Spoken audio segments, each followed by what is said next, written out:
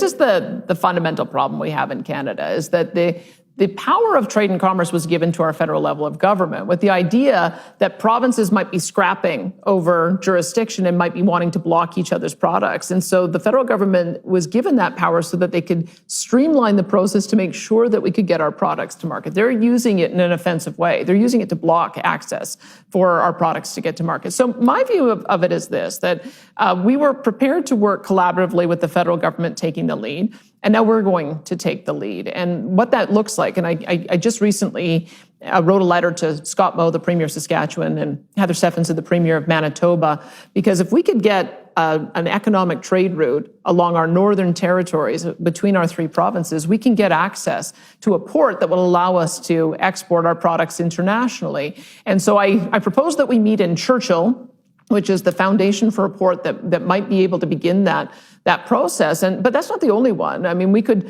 and I'll tell you the difference on this, because the issue that we have right now is we've been making our proponents of a pipeline fight every little battle on their own. So they propose the route, then they have to negotiate with every single landowner, they have to negotiate with every single municipality, they have to negotiate with the different levels of government, they have to negotiate with the federal government, then they have to go through court, and there's First Nations. And then on top of that, you can have a court process that throws the whole thing out. So if we reverse that process and said, you know what, we're going to do the work in advance.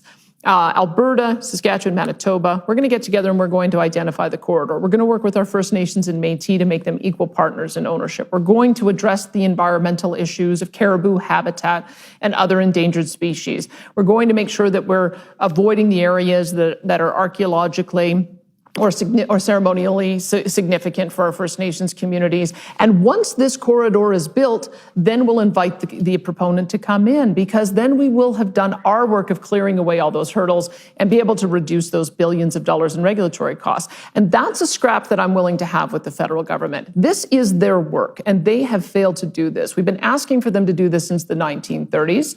We've got a fantastic relationship with our First Nations communities, of which 100 of them are oil and gas producers themselves. They want to get their product to market too. And so I believe if it comes down to it, and the federal government tells us, wait a minute, you're invading our jurisdiction, I'll just say, look, we've got the right to develop our resources, conserve them, get them to market. Our First Nations, under the UN Declaration of the Rights of Indigenous People, they have the right to be able to develop their resources too. And I think that we'll win that scrap if it goes to the court. But I think we have to start taking the lead, stop acting like a junior player, start acting like a senior partner, and get some of these bills.